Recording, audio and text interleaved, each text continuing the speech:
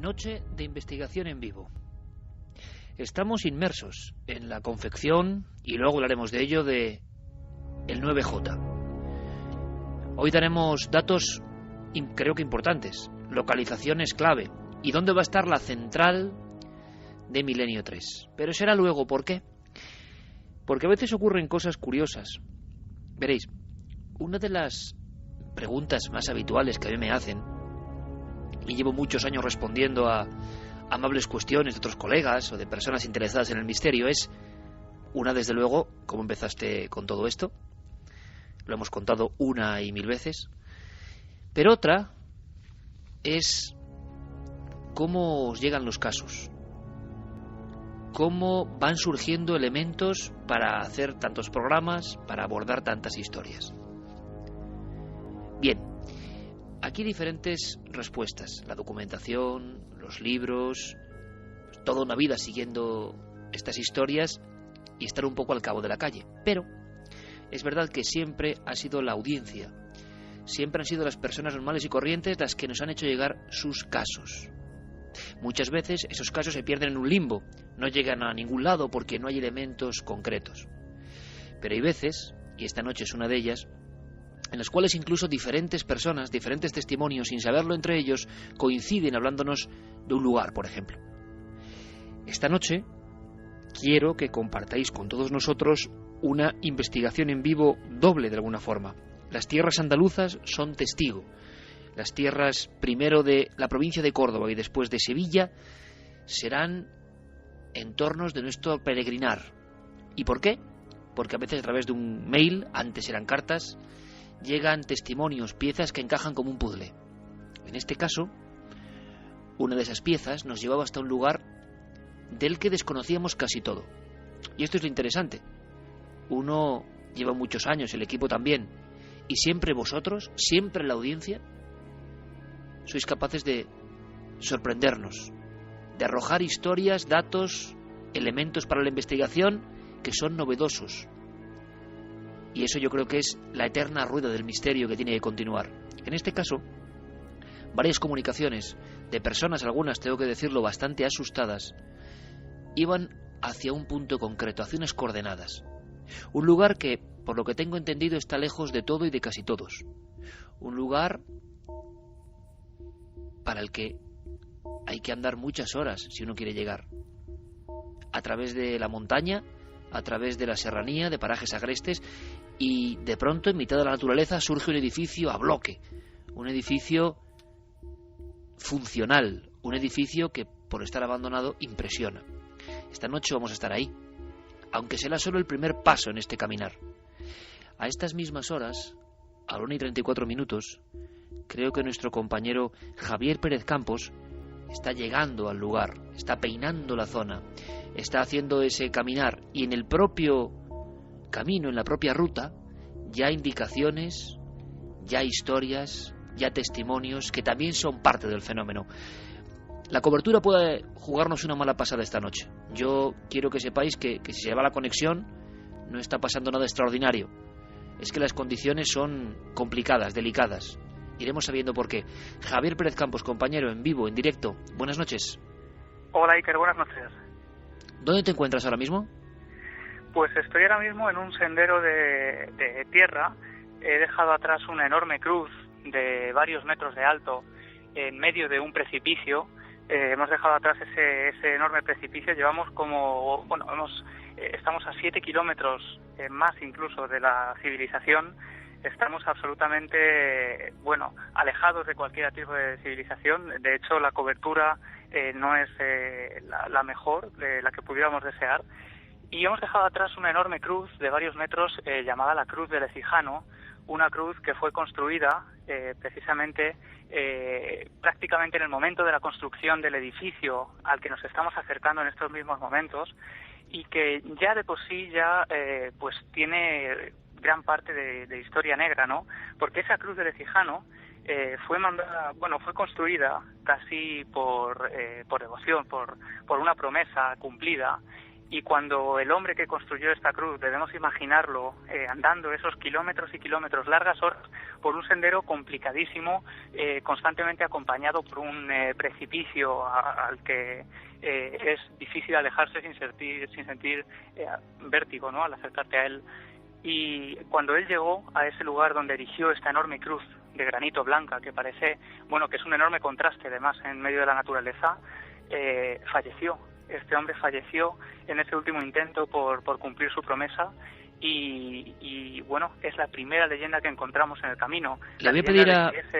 Sí, le voy a pedir a Yeray, Javier, compañero, que incluso quite la música en este momento, porque yo creo que captemos toda la fuerza del lugar. Tú estás caminando ahora en este entorno, te espera un lugar que vamos a ir descubriendo, pero es que encima en todo este valle escuchamos la naturaleza, escuchamos tus pasos, naturaleza en plena noche, en una comarca maravillosa, en pleno corazón de Córdoba, pero también hay, aparte de esa cruz y de promesas y de aparecidos, está la historia de una serie de luminarias que han acompañado a muchos viandantes como tú ahora mismo a estas mismas horas a lo largo de los últimos años.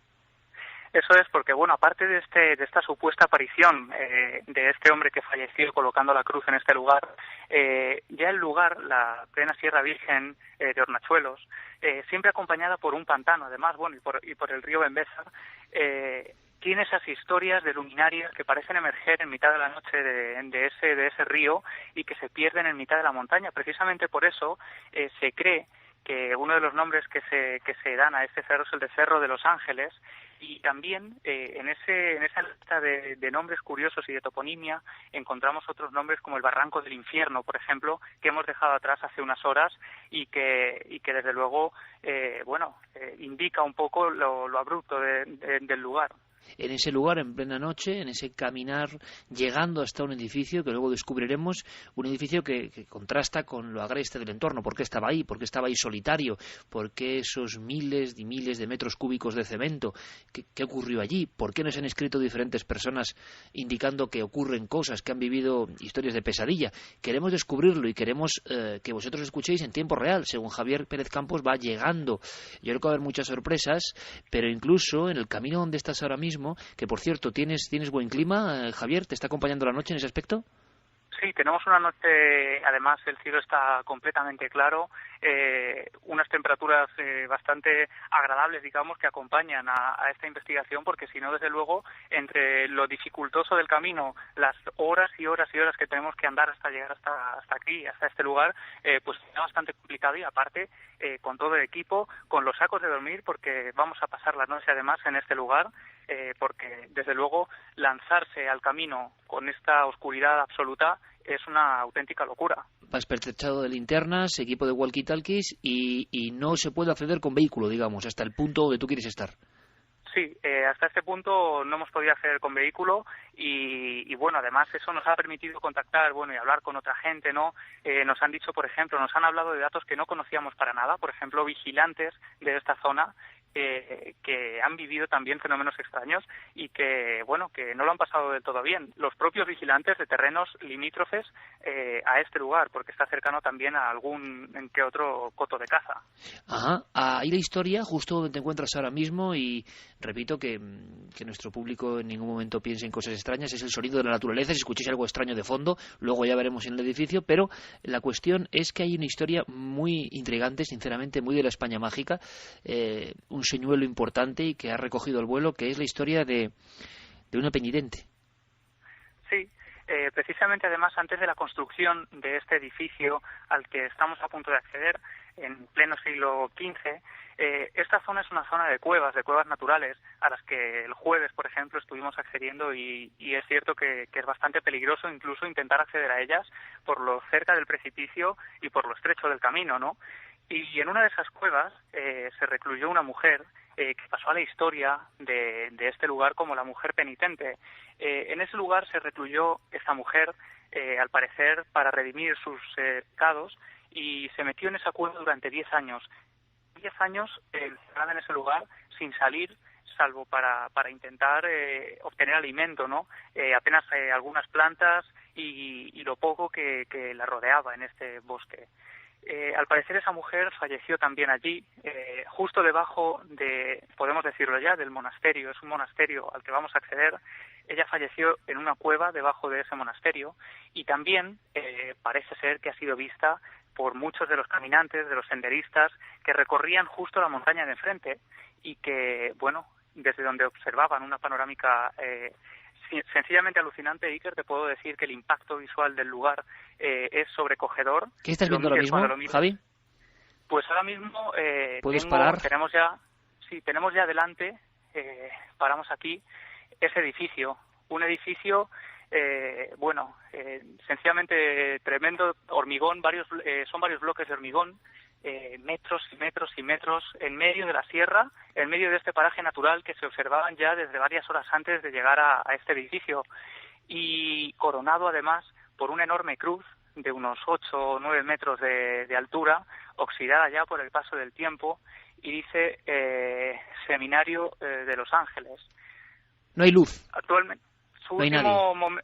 No, ahora mismo no hay absolutamente nadie. Los miembros del equipo que están aquí con nosotros y el resto totalmente abandonado, sin ningún ruido que nos haga pensar en ninguna ciudad cercana ni en ninguna persona. Y como te digo, Iker, en plena Sierra Virgen, todo verde, casi selvático, se erige este edificio, hormigón, una mole de hormigón completamente blanco y corroído por el óxido.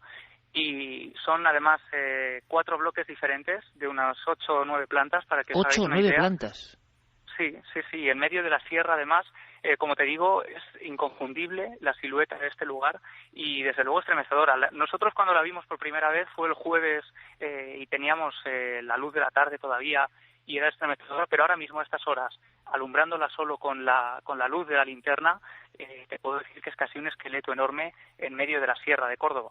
Podríamos resumir, Javier, ahora que estáis delante y que vamos a investigar en vivo, en un par de frases, lo que los diferentes testigos, las diferentes personas a lo largo de las últimas semanas habían ido escribiendo o anotando. Si tuviésemos que resumir haciendo un titular, ¿qué es lo que contaban? ¿Por qué nos hablaban de ese lugar? ¿Qué les había pasado ahí?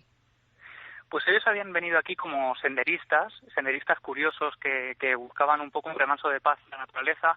Algunos se lo encontraron por casualidad, para otros, sin embargo, para investigadores como Manuel Delis, que está aquí con nosotros, fue casi una obsesión, una sana obsesión el encontrar este lugar. Y muchos de ellos han vivido auténticos fenómenos extraños. Uno de los que a mí más me ha llamado la atención, porque el fenómeno parecía interactuar con los testigos, eran golpes en las paredes que parecían completamente humanos, porque en uno de los casos los testigos golpeaban las paredes como para responder y obtenían una respuesta, obtenían el mismo número de golpes que ellos habían dado. Te puedo decir, Iker, que nosotros hemos estado también esta noche en el edificio y hemos escuchado esos golpes. No sabemos, desde luego optamos, ¿no?, porque puede haber una causa natural, pero desde luego curiosos y interesantes eran. ¿Los habéis llegado a grabar, Javier?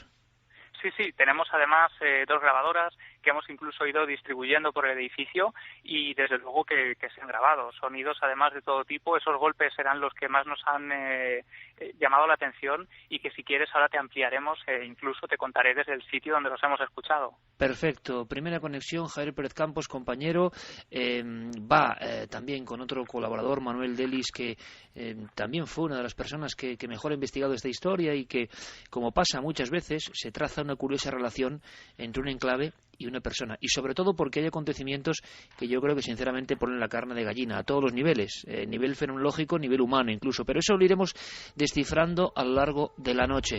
En unos minutos conectamos de nuevo, ojalá la cobertura siga estando a este nivel, y en la siguiente conexión, Javier, imagino que os quedan apenas unas decenas de metros, ya instalando el equipo y ya sabiendo más de ese lugar, de la historia de ese lugar, radiografiando ese esqueleto de hormigón en mitad de la noche. ¿Por qué tanta gente nos ha dicho tenéis que ir ahí? Un abrazo, Javier. Un abrazo, hasta ahora nos adentramos en el lugar. Habrá que decir a nuestro compañero Javier Pérez Campos, por supuesto, que también esté muy atento, con un ojo en las estrellas. Todo nuestro equipo sabe, tiene indicaciones de que hay que estar ojo a visor más que nunca de aquí al 9J, porque no sé, presentimos que algo puede ocurrir. Ojalá. En ese aspecto, además, hemos lanzado una doble encuesta que vamos a mantener hasta el mismo día de la gran alerta OVNI. Pero, curiosamente, es que hay una investigación paralela. Va a ser apasionante. Carlos Largo, compañero, buenas noches. Buenas noches, Iker. Vamos a hacer una cosa primero. Vamos a hablar de esa encuesta, vamos simplemente a oxigenarnos un poco. Tú acabas de llegar de la provincia de Sevilla, Andalucía es protagonista, otra historia, una historia que incluso ha tenido un georradar como protagonista. Hemos sondeado una zona porque se supone que ocurría algo bajo tierra y lo vamos a ir contando poco a poco. Antes vamos a lanzar, por supuesto, vías de contacto. Quizá haya personas que sepan más de este gran monasterio o seminario perdido en mitad de la sierra de Córdoba, en Hornachuelos, y tengan más historias que contarnos.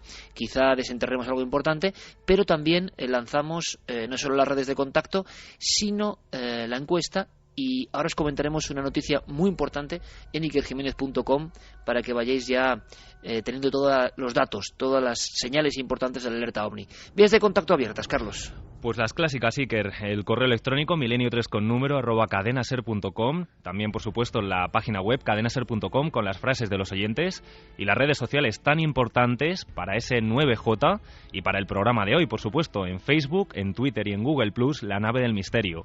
Y hablabas, Iker, de esas dos encuestas que hemos abierto en la página web ikerjimenez.com y que van a ser el debate de la semana durante varios días, que las dejaremos ahí puestas. Una de ellas, la pregunta: ¿se verán ovnis en la noche del 9J? Dos opciones, sí o no. Ahora mismo los resultados están así. El sí se lleva el 64,6% de los votos y el no 35,4%. También tenemos otra encuesta paralela que, bueno, queremos saber la opinión de nuestros oyentes respecto a los ovnis. ¿Qué son los ovnis? Damos varias opciones. En este caso tenemos naves extraterrestres, viajeros del tiempo, entidades de otras dimensiones, artefactos humanos secretos o confusiones y fraudes. Si quieres te doy los primeros datos. Perfecto. Ahora mismo el 21,2% de los votos lleva artefactos humanos secretos. El 43,2%, que me lo he saltado, naves extraterrestres. En segundo lugar, 21,2% artefactos humanos secretos. El 14,4% se lo lleva entidades de otras dimensiones. 13,5% confusiones y fraudes. Y el 7,7% viajeros de tiempo. Creo que podemos hacer, como se hizo en Estados Unidos, y en varias ocasiones además, por grandes sistemas de encuestas, bueno, pues nuestra propia encuesta, ¿cómo está el estado de la cuestión OVNI en el 2012, ni más ni menos? En el Ecuador del 2012 prácticamente ya, y de cara al 9J. Vamos a dejarlo durante varias semanas, vamos a recoger, estoy seguro, miles de votos, y esto nos va a proporcionar una interesante óptica en torno a qué cree el público hoy en día. De momento los primeros datos ya son curiosísimos. Vías de contacto abiertas. La investigación continúa y continúa, Carlos, porque tú precisamente esta semana acabas de llegar de Sevilla y has tenido la ocasión de encontrarte con otro de esos casos absolutamente estremecedores, increíbles, que se han podido investigar de otro modo además.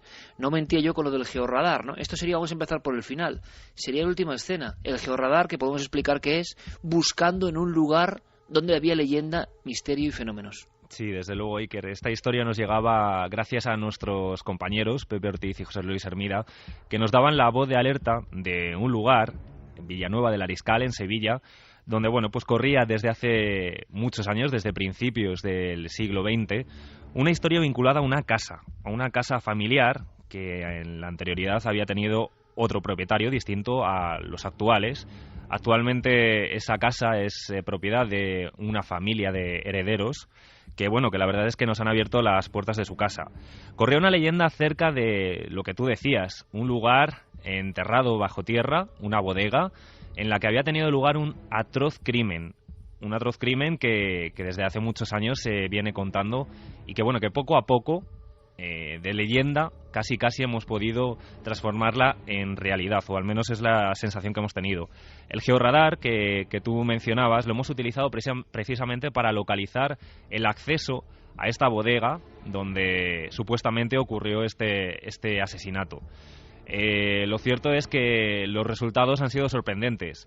Si bien con la propia maquinaria ya nos dejaban notar, el compañero, en este caso el experto, en Georradar, para que aquellos oyentes que no sepan cómo funciona esta maquinaria, se trata de localizar las diferentes capas de terreno que hay debajo de una edificación. Es un aparatito, para que se hagan una idea, casi como una aspiradora, o cortacésped, digamos, del tamaño de cortacésped, que va analizando todo el terreno habitación por habitación. Y bueno, pues nos dejaba entrever que efectivamente había diferentes capas o diferentes tipos de tierra, y que allí podría haber un acceso. Casi de lo más reciente que hemos hecho, ayer mismo, de nuevo, hacíamos una nueva prueba, un nuevo análisis, unas catas, y que Iker, yo sinceramente me he quedado muy sorprendido con las conclusiones que hemos sacado. Bueno, pues será la segunda historia que se trazará en paralelo. Una en Córdoba, ese gran centro de hormigón abandonado en Hornachuelos, y por otro lado lo que ha ocurrido en pleno corazón de la provincia de Sevilla, donde incluso el Georradar intenta desvelar un misterio. Está pasando ahora mismo, y mi idea, mi interés máximo es que vosotros, amigos de Milenio 3, compartáis con nosotros todo lo que va ocurriendo, datos positivos, incluso contradicciones, ¿por qué no?, elementos que son propios de una investigación según se va fraguando. Es muy diferente hablar de las cosas a toro pasado. Esto está ocurriendo ahora, y quizá podéis ayudarnos a entender un poco más esto del profundo misterio que a veces se cruza en nuestro camino.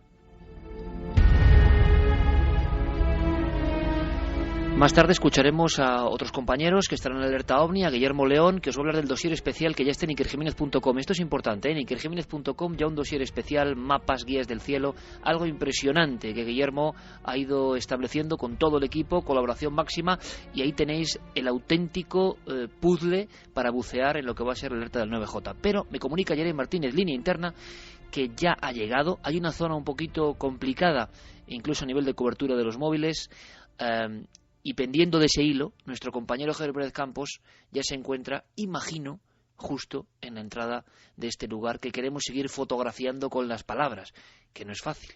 Javier, buenas noches de nuevo, compañero. Hola, Iker, buenas noches. ¿Estás ya sí, en el lugar? Hemos accedido ya a ese lugar, Iker, a esa entrada del edificio. Estamos en la terraza del lugar, al lado de una fuente, y bueno, nos hemos tenido que abrir camino casi como si estuviéramos en una selva. Ya te comentaba, ¿no?, que el lugar era lleno de matorrales y ramas que llegan al pecho, que no ves lo que estás pisando, y además ya nos ponían un poco sobre aviso cuando veníamos hacia acá. Nos hablaban de que es un lugar con bastante fauna, ¿no? Incluso nos decían, nos alertaban para que tuviéramos cuidado con las víboras, que efectivamente son bastante peligrosas, y más si nos encontramos a esos 7 kilómetros, más de 7 kilómetros caminando de un lugar. Por tanto, tenemos que tener especial precaución, incluso murciélagos que nos han dado algún que otro susto, y alguna que otra rata también, que los miembros del equipo también han visto pululando por el edificio. Claro, y que pueden ser, hay que decirlo también, protagonistas de muchos de los sonidos o de sustos que pueden provocarse. Es decir, es el típico sitio abandonado, gigantesco, y que está siendo devorado poco a poco por la naturaleza, de alguna forma, ¿no? Sí, la naturaleza desde luego se va abriendo paso. Estamos ahora mismo rodeados de montañas y la estampa es sobrecogedora, porque, bueno, bajo el cielo estrellado, esta enorme mole, varios metros de altura, las ventanas completamente rotas, y ventanas que además han sido protagonistas también en muchos de los fenómenos que los testigos nos comentaban, y que nosotros mismos el jueves, sí, que cuando llegábamos, era una de las primeras cosas que nos llamaban la atención. ¿Qué pasó? Por eso precisamente hemos elegido este lugar. Encima de esa ventana estábamos ya en la terraza, aguardando a los miembros del equipo cuando ya habíamos terminado las grabaciones, las entrevistas y demás, y volvíamos a partir de regreso a Hornachuelos. En ese lugar en concreto, de pronto los miembros del grupo que estábamos aquí formado de testigos y demás señalaban una de las ventanas, porque se estaba abriendo completamente sola. La ventana estaba abriéndose delante de nuestras narices sola, hasta llegar a dar un fuerte golpazo contra una de las paredes al chocar el portico contra la pared, y instantes después, al igual que se había abierto, volvía a cerrarse completamente sola. Lo que nos llamó la atención es que estando en ese jardín, al aire libre, nosotros, al contrario de notar aire o corrientes de aire, hacía un calor espectacular, Y lo curioso, lo que también nos llamó la atención, es que el resto de ventanas del edificio que estaban limítrofes a esa ni se movieron un pelo. Es decir, fue la única de todo el grupo de esas 6 ventanas de la fachada que se abrió y se cerró sola delante de nuestras narices. Podría tener una explicación natural, pero bueno, nosotros desde luego quedó la duda, ¿no?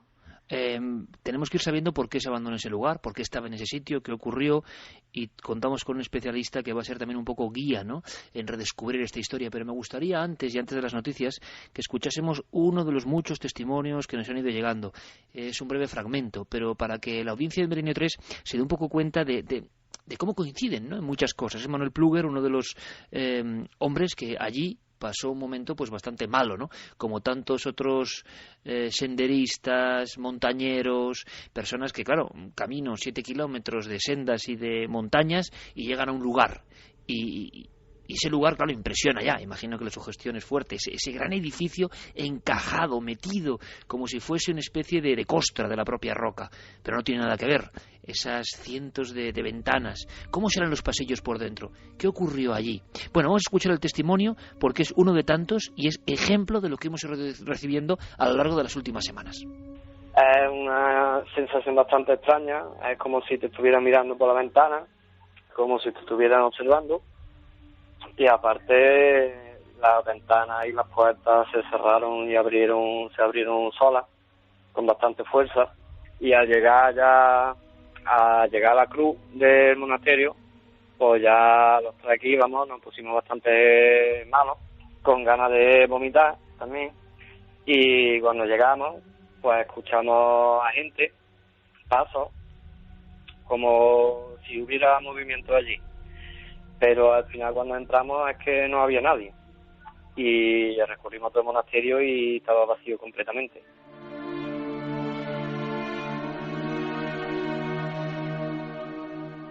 Estamos escuchando el testimonio tipo, más o menos. Otros muchos coinciden, hablan de las ventanas, evidentemente quizá las corrientes internas pueden provocar algo, pero yo estoy deseoso de saber más. ¿Por qué este lugar ha centralizado tantas historias? Desde el camino, desde esos 7 kilómetros de vueltas y revueltas. ¿Por qué está la leyenda de luces, de peregrinas que se aparecen, de extrañas muertes? ¿Qué pasará en este entorno? Bueno, vamos a descubrirlo. Investigación en vivo. Dejemos un respiro, dejemos que nuestros amigos coloquen las grabadoras, que coloquen incluso las cámaras de visión nocturna. Están con sacos de dormir, van a pasar la noche ahí. Por supuesto, si ocurre algo, vais a ser los primeros en saberlo junto a nosotros. Ahora de momento nos marchamos con toda la información. Las noticias continúan, siguen, hay que escucharlas. Noticias del misterio en la cadena SER. La primera noticia de la semana nos sitúa en Xultún, Guatemala, donde un equipo de arqueólogos ha hallado el calendario astronómico maya más antiguo conocido hasta el momento. Se trata de pinturas murales del siglo IX que se encontraban en la vivienda de un escribano de la ciudad. Se pueden observar sobre todo centenares de números relacionados con los cálculos del calendario maya. La casa cuenta con 3 paredes intactas, una de ellas cubierta con diminutos signos rojos y negros, que son glifos, que parecen representar los diferentes ciclos del calendario trazado por los mayas. Los investigadores aseguran que este calendario contradice la idea de que el fin del mundo se producirá el 21 de diciembre de este año, ya que han identificado 17 ciclos astronómicos en vez de los 13 que se conocían hasta ahora. El profesor Miguel Rivera Dorado nos habla sobre el hallazgo. Se habla de los ciclos lunares y de los ciclos venusinos. Entonces, yo lo que creo es que es una anotación, al parecer del siglo IX, sobre los periodos calendáricos, algunos de los periodos calendáricos que los mayas manejaban para organizar su cronología y sus observaciones astronómicas. Pero no sé hasta qué punto constituyen un verdadero calendario cerrado. Tendría que ver yo esos jeroglíficos, ¿no?, aparecer en una pintura mural. Un río profundo, un río virgen, un río de los que casi ya no quedan. Unas montañas impresionantes, unas montañas primigenias. Un entorno lógico para establecer un monasterio. Estos lugares no están elegidos al azar, nunca lo han estado. Entornos para escapar del mundo cotidiano, para trascender, dicen algunos. Es singular el hecho, y se puede constatar, de que las cuevas, eremitorios, suelen ser sitios en los que pasando el tiempo el misterio aparece, en forma de leyenda, en forma de rumor, en forma de testimonio. muchos. Toda España está llena de estos lugares. Ahora, pocos, con la fuerza iconográfica, con la plasticidad, sinceramente, con lo terrorífico que debe ser por la noche, como este cercano a Hornachuelos, porque es toda esa naturaleza salvaje la que cubre, la que protege este lugar de miradas extrañas. Y allí, en este edificio enorme, en estos edificios unidos, hay una historia, y queremos saber más de esa historia. Javier, compañero, ¿me escuchas? Sí, perfectamente. Seguimos aquí en la terraza de este lugar. Un auténtico laberinto, Iker, en medio de la sierra. Un laberinto porque nosotros mismos, miembros del equipo, nos hemos perdido en varias ocasiones. Los pasillos, los largos corredores, las escaleras, mantienen una estructura casi idéntica en todos los lugares, y lo que dificulta conocer en qué lugar estamos en cada momento, y nos consta que no somos los únicos. Muchos nos hablaban también de eso, pero es que además, escuchando al testigo que estuvo con nosotros también el jueves, recuerdo que eso también es algo que nos ocurrió y que también nos pareció bastante curioso. Cuando llegamos a la tarde a este edificio, a las puertas, una enorme verja que da la bienvenida al lugar, antes de cruzarlas, de atravesarlas y de entrar en el sitio, escuchamos también como voces en el interior, y llegamos a creer que podría haber alguien, quizá algún vigilante o algún otro curioso que se hubiera acercado al lugar. Lo cierto es que al entrar no nos encontramos a nadie. Podemos imaginar, además, con el largo sendero que hay que recorrer y dificultoso, además, para llegar hasta aquí, la gente que llega a este lugar no es porque sí, ¿no? Es gente realmente interesada en este sitio. Por tanto, desde luego, cuando nos ocurren estas cosas siempre buscas la respuesta más lógica. Quizá fue el eco que en el barranco pues juega también malas pasadas, ¿no? Ese sonido. Pero bueno, una anécdota más a la investigación en este lugar. Estáis acompañados ahora mismo por la luz de las linternas, abriéndose un poco paso. Me gustaría, y le gustaría seguro a la audiencia, saber un poco cómo es por dentro el entorno. Y te acompaña un investigador que lleva mucho tiempo unido a este enclave tan curioso, tan raro, tan fotogénico también, ¿no? Sí, tenemos la suerte además de contar con él en esta investigación y en esta noche. Es Manuel Delis, que ha escrito, ha investigado muchísimo y se ha convertido casi en una sana obsesión para él, porque cuando él empezó a investigar sobre este lugar no había absolutamente o prácticamente ningún dato sobre este sitio. Sin embargo, él con valentía, digamos, se adentró en estos bosques tan cerrados y bueno, tuvo que hacer más de una visita para poder dar con el lugar. Lo cierto es que se encuentra totalmente resguardado, y si no vienes con alguien que lo conozcas, que conozca el camino y la ruta, pues es bastante fácil perderse. Por tanto, yo creo, Iker, que él mejor que yo podría hablarte además de la historia de este lugar, que además, y creo que no por casualidad, se ganó la fama de monasterio maldito. Monasterio maldito, ya con esa especie de aura, ¿no? Por cierto, que me informan compañeros, nos están llegando noticias que andéis con mucho cuidado, porque conocedores de la zona afirman, también puede ser otra leyenda, no lo sé, pero y lo dicen así, es un auténtico nido de serpientes o de víboras este lugar. Lo están contando, Iker, están llegando bastantes mensajes, así que sí que extremen un poquito la precaución. Todos incidiendo en lo mismo, ¿no? Que hay una gran cantidad, por la naturaleza, por el entorno, de víboras, ¿no? Uh-huh. Sí, bueno, cuando nosotros veníamos hacia acá, uno de los guardias de los vigilantes de las zonas cercanas nos incidían en eso, mucho cuidado con las víboras, porque además, en caso de que sea un macho el que muerde, pues la muerte es una posibilidad más que cercana. Y además, como te digo, Iker, en este lugar tan alejado, a esos 7 kilómetros, casi 2 horas andando, caminando de Hornachuelos, y imagínate en completa oscuridad, porque el jueves regresamos a Hornachuelos ya de madrugada, solo con la luz de las linternas por ese camino. Cuando las apagábamos nos quedábamos como en medio de la nada. Por tanto, incluso ese peligro de quedarse sin pilas en las linternas, con las linternas en medio del bosque, es otro peligro real.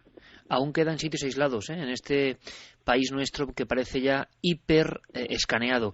Manuel, buenas noches. Vamos a ver si me escucha Manuel. No sé. Manuel, ¿me escuchas? Sí, buenas noches. Buenas noches, Manuel. Tú estás, digámoslo así, vinculado a este fenómeno, a este lugar, porque en cierto momento te das cuenta de que pasan cosas muy, muy extrañas. ¿Cuándo descubres, digamos, la historia misteriosa de este monasterio perdido en la serranía? Pues fui a raíz de una conversación que tuve con un buen amigo, investigador también, que es Ángel Rivero, y estábamos hablando, salió el tema de cuál sería el sitio que te gustaría investigar, pero por una razón u otra, pues no te ves capaz o es prácticamente inaccesible. Y me comentó que había un monasterio, un antiguo convento, abandonado en mitad de la Sierra de Córdoba, que no sabía dónde estaba, pero sí sabía que tenía muchísimas leyendas, el sitio era espectacular visualmente, y que la verdad merecía la pena investigarlo. Pero en ese momento él no se veía capaz. En ese momento, pues su curiosidad, digamos, que me la contagió a mí, y fue cuando empecé un poco a investigarlo. Y fuiste encontrando, Manuel, pacientemente, como suele pasar esto. Ha ocurrido muchas veces, ¿no? Investigadores que puntualmente, estoy recordando ahora mismo a Pruden Muguruza, a tantos y tantos otros, que de pronto empiezan personalmente, a veces en silencio y durante mucho tiempo, a ir rascando un poco la historia, ¿no? ¿Y qué empiezas a saber? Es un sitio que se abandona, ¿por qué, Manuel? El sitio donde estáis ahora mismo, que además yo no lo conozco personalmente, estoy viendo las fotografías que nos transmite Javier Pérez Campos y que me comenta Guillermo León que en tiempo real, como ocurre siempre todo en este programa, en tiempo real, intentaremos poner en nuestras vías de contacto y en las redes sociales, en Twitter, Facebook, en la web, fotos para que veáis, quienes estéis conectados, cómo es este lugar, porque es impresionante, es que hay que verlo. ¿Por qué se abandonó? ¿Esto qué era, Manuel? Sí, bueno, hay que partir de la base de que yo partía del desconocimiento. O sea, ahora mismo es fácil encontrar alguna foto en Internet, fácil documentarse un poco, pero cuando yo empecé con esta investigación, allá por el 2008, era prácticamente imposible, o sea, encontrarte una foto o cualquier dato del lugar en Internet. Entonces, cuando empecé a investigar un poco, pues digamos que cada vez iba tras la pista, iba más cerca, y llegué sin saber prácticamente nada. Te encuentras una panorámica de lo que es el prototipo de un edificio de pesadilla, que no sabes cómo está ahí, digamos que es de vértigo, está enclavado en medio de ninguna parte, y empiezas a preguntarte por su historia. Cuando digamos que te documentas un poco más, pues te informas de que realmente tiene una historia macabra. O sea, este edificio tan grande no se abandona por casualidad. Fue abandonado por tres incendios, digamos, repartidos por su historia, y que digamos que fue lo que creó su fama de monasterio maldito, porque digamos que cuando el monasterio llegaba a su máximo apogeo, pues digamos que se volvía a incendiar, digamos, y se quedaba prácticamente en la ceniza. O sea que ese lugar, Manuel, ese lugar que tiene un aspecto como muy rotundo, ¿no? Muy recio.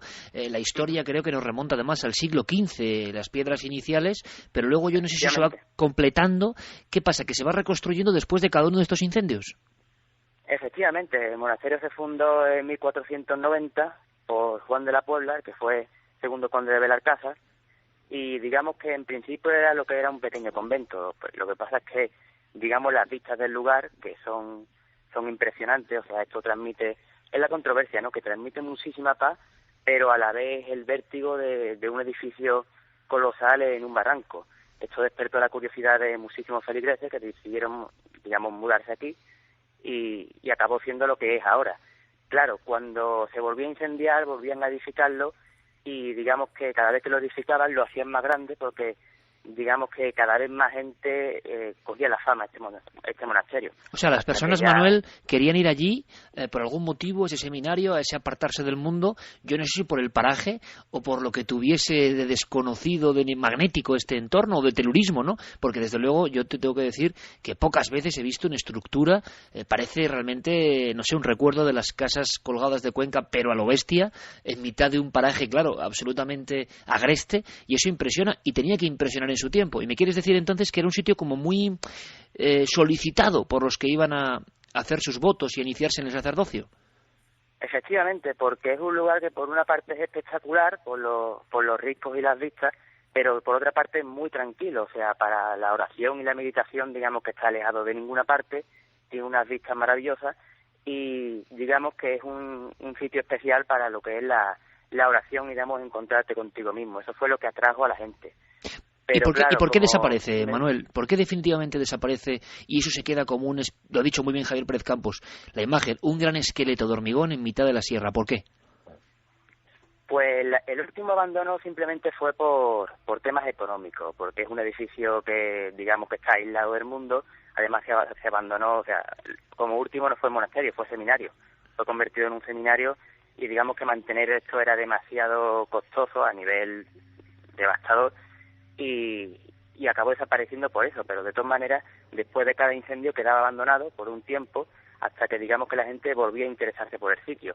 Digamos que es un lugar que crea una especie de atracción-repulsión por el hecho de estar alejado de cualquier parte, pero a la vez, una vez estás aquí, digamos que se respira paz y tranquilidad. De eso está ubicado en la montaña de los Ángeles, se llama Monasterio de los Ángeles porque la montaña, antes de que existiera ese monasterio, ya tenía fama por las apariciones de luminarias que salía del Belmésar y se metían, según los testimonios, en la montaña.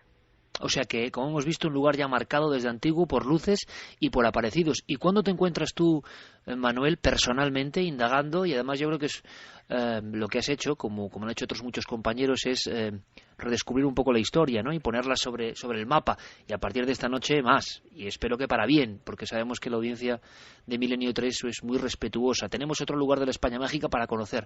Pero cuando te empieces a encontrar con testimonios como los que hemos escuchado, con personas, senderistas, alpinistas, investigadores, curiosos, que empiezan a contar que pasan cosas ahí dentro. ¿Cuándo empiezas a recopilar esa información?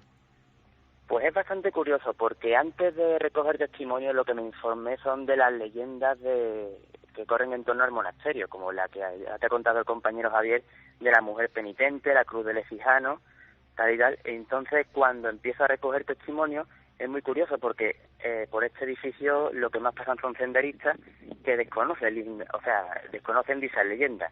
Jamás han escuchado hablar de la mujer penitente, de su cueva, absolutamente de nada. Y sin embargo los testimonios verifican dichas leyendas.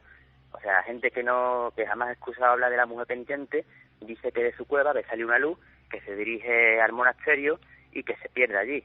Lo cual, para alguien que está investigando este caso, pues digamos que le da muchas ganas de seguir y digamos que le da veracidad al fenómeno.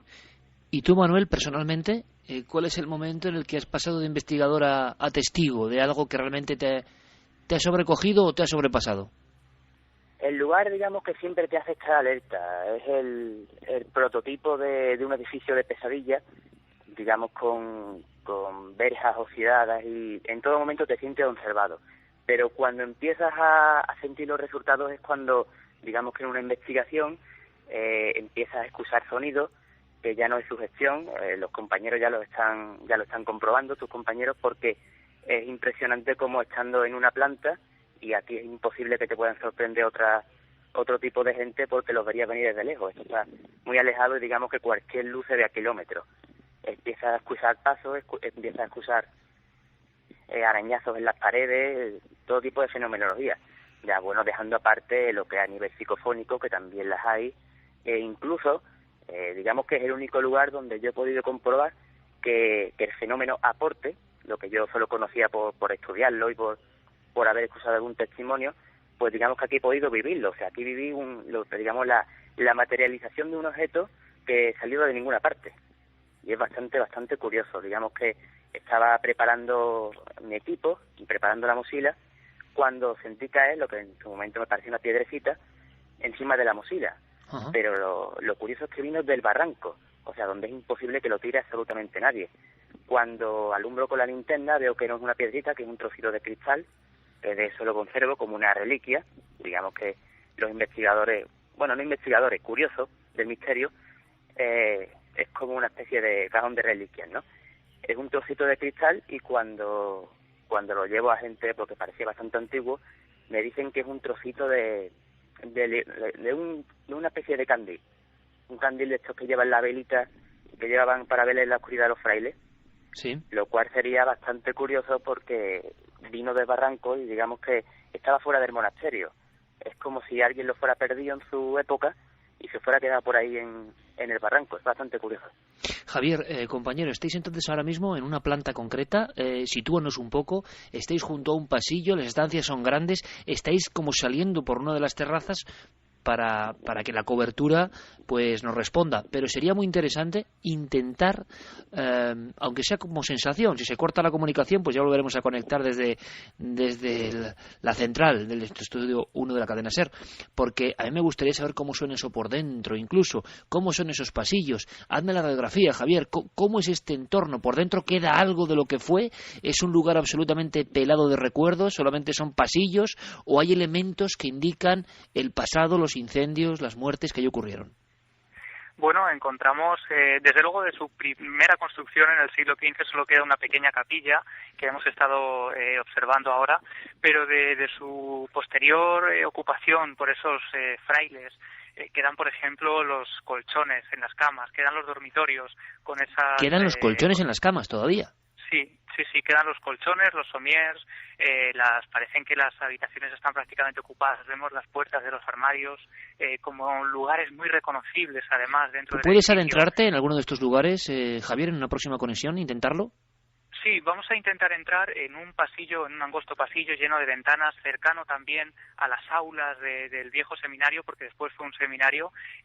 Otro de los lugares que llaman mucho la atención, porque parece que se encuentran a la perfección, son la cocina. La cocina del monasterio se encuentra perfectamente equipada con los viejos fogones, con las cámaras frigoríficas, totalmente en la oscuridad. Y luego, por ejemplo, desde luego el recuerdo de cómo este lugar ha sobrevivido a 3 incendios y con esas escenas terribles. Por ejemplo, Manuel me contaba cómo algunos de los supervivientes o de esas víctimas de los incendios, en un último intento por sobrevivir, se lanzaban al vacío del barranco para intentar apagar sus llamas en el río. Claro, porque el río pasa justo debajo de este lugar de tantos ventanales, suspendido un poco, ¿no? A horcajadas casi de la montaña. A mí me gustaría, Javier, llegado a este punto, si podemos, yo no lo sé técnicamente, cómo estamos y en qué circunstancias estáis exactamente ahora, si incluso podríamos hacer una división, cada uno por un lado, y poder volver a conectar, porque hay un par de historias que me interesan mucho. Primero, qué tipo de apariciones, si es que las ha habido dentro del entorno, han ocurrido, qué ha pasado con esas voces y sonidos que vosotros mismos habéis escuchado, y también sé de una historia que quizá Manuel quiera ahondar algo sin dar muchos más datos, porque sé que es una historia un poco densa e incluso un poco trágica, porque ha habido algún investigador que después, vamos a decirlo así, poco tiempo después y estando en el ámbito de esta investigación, pues falleció fulminantemente, ¿no? Imagino que eso podrá tener que ver o no con la historia del sitio, pero sí que impresiona mucho a las personas que conocen el acontecimiento. Manuel, ¿podemos comentar algo de esta historia? Hay un investigador local, creo que, vamos a decirlo así, que fallece de un colapso en pleno proceso de la investigación, ¿no? O poco después. Sí, buscarle una relación es, digamos, aventurado, pero sí es curioso que un amigo investigador, pues, digamos que fue su última investigación. Yo los guié hasta aquí, se interesaron por el lugar, lógicamente por su envergadura y su historia, y la verdad es que días después de haberlo investigado y haber sacado una psicofonía bastante extraña, pues falleció de un infarto. Hombre, no es que fueran extrañas circunstancias, pero que estaba muy bien de salud y digamos que no tenía ningún problema. Y se encontraba días antes investigando en ese entorno que tú lo habías abierto un poco, en este monasterio. De eso fue su primera visita. Además le encantó, le captó un material muy interesante del cual van a pasarme ahora varias información, porque yo no pude acompañarle, yo fui solo el guía en esa ocasión, aquel día tuve que trabajar, pero le guié hasta aquí y digamos que sí, que fue su última investigación y que quedó ahí, hombre, que el pobre, digamos que no dio para más. Tienes informaciones que, iremos completando si es posible, Manuel, y te agradezco mucho la labor y la ayuda y la forma de hacer un poco la crónica de este lugar novedoso para todos nosotros, pero ¿tienes la sensación, la sospecha de que en esa última noche en este lugar, antes del fallecimiento desgraciado de este investigador local, hubo incluso resultados positivos en la obtención de psicofonías? Sí, aquella noche a nivel psicofónico fue brutal, porque se trajeron una psicofonía muy clara, se trajeron además unos sonidos lo que se denominan claricencia, que son sonidos que salen de ninguna parte, pero los escuchas en el momento, pero después no se graban, y siempre vino contándome que allí se escuchaban muchísimas voces, que el sitio era impresionante y que por supuesto quería volver. O sea que tú... Dime. No, o sea que Manuel, tú llegaste a escuchar a este investigador al regreso contándote lo que más o menos había ido investigando o había ido obteniendo antes de su muerte. Sí, yo llegué a hablar con él, eso me dijo que estaba encantado con el sitio, que por supuesto quería volver, hombre, no es que se fuera a obsesionar, pero que le haya impactado, además que es un sitio que impacta a cualquiera. Y sí, tenía una investigación pendiente y la verdad es que se quedó ahí. De eso, otro compañero malagueño y yo, digamos que en parte por eso también estamos más ahondando en este lugar, también por él un poco. Es como una especie de trabajo que hay que acabar de alguna manera, ¿no? Efectivamente, es como algo que no es que empezáramos los tres, pero es algo que lo siempre ha estado ahí, siempre como hablamos de tal de terminarlo juntos y tal, y como no pudo ser, pues lo hemos terminado nosotros aparte. Bueno, desde luego me parece impresionante, Manuel, haya relación o no, sí que es una historia humana y que lo estemos contando en el lugar de los hechos. Hay muchos sitios en el misterio español que han sido las últimas investigaciones de muchos jóvenes y no tan jóvenes, ¿no? Y eso también a veces hay que recordarlo. Vamos a hacer una cosa, Javier, Manuel.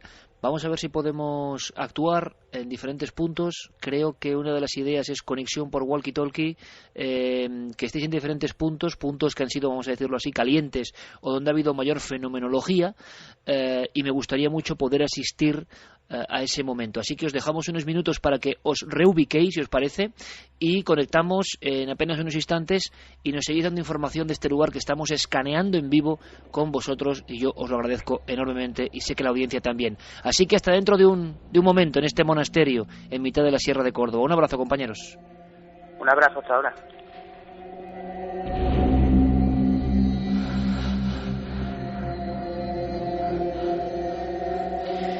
Carlos, compañero, ¿estás por ahí?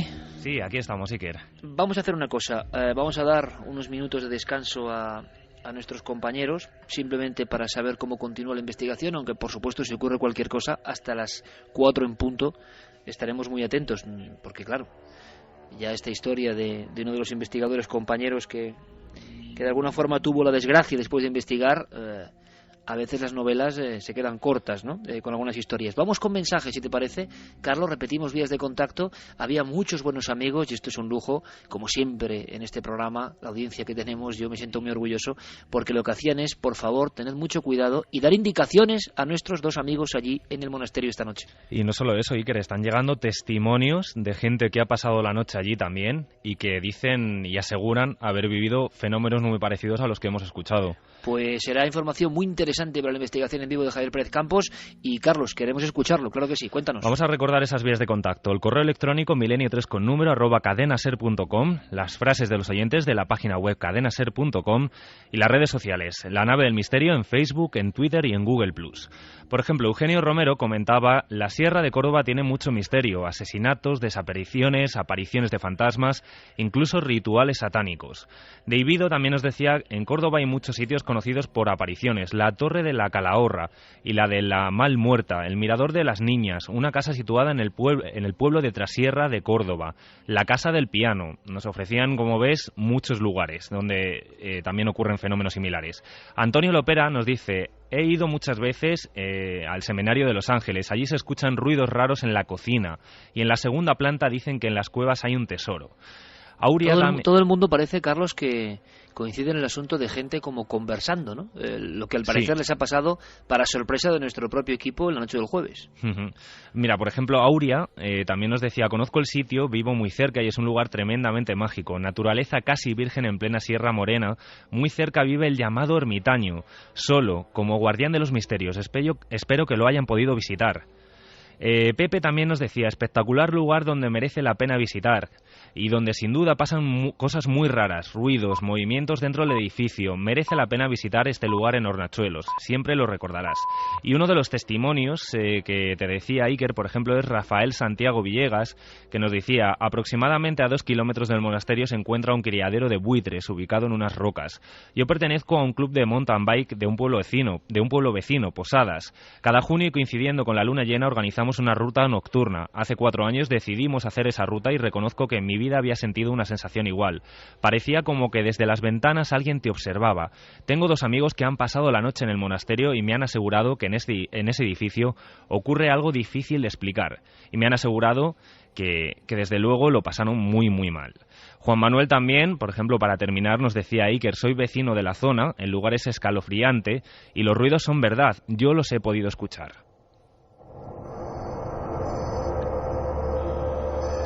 Es curioso lo de la zona de las montañas de Los Ángeles y el Barranco del Infierno, y ahí en medio, claro, un lugar con la Gran Cruz, ese edificio con ventanas oscuras como ojos que miran hacia el río y hacia la sierra, una vegetación espectacular que a mí me recuerda, sinceramente, el lugar más parecido que yo he visto es trabajando en la investigación de Tumba sin nombre.